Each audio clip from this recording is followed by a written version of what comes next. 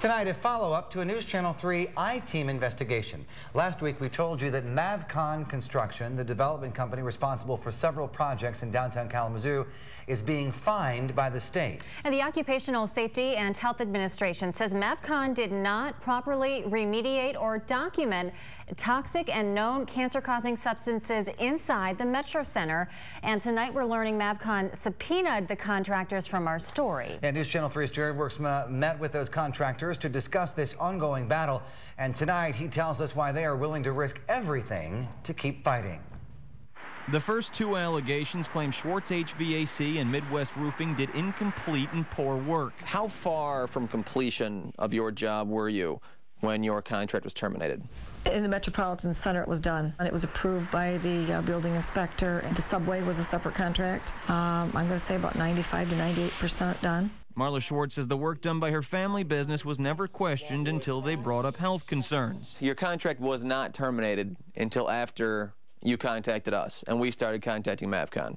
Correct. I did 99% of the project, and they would not pay. Kevin Goff of Midwest Roofing tells a similar story. And I told him I'm not going to show up to the job site until you pay your bill.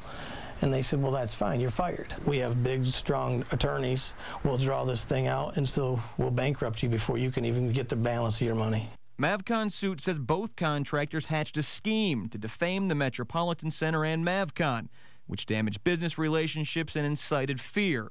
Yet both contractors received settlement offers from Mavcon. He owed me in the neighborhood of $20-some thousand, and he offered me a substantial less than half of that amount, and basically said, you know, take it or leave it. I had to take it, or else I was going to lose my assets in the house.